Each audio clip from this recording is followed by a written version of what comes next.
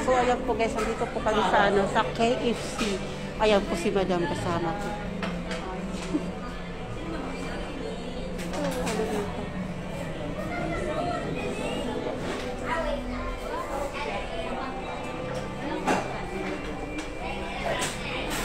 Kasama ko si Madam. Sabi ko, andito kami ngayon sa KFC. Yan pa, mas ko guys.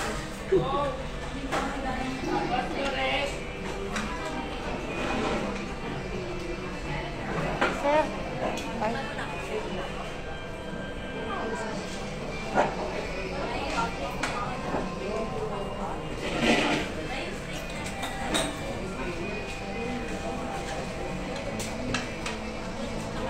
Thank you po, sir.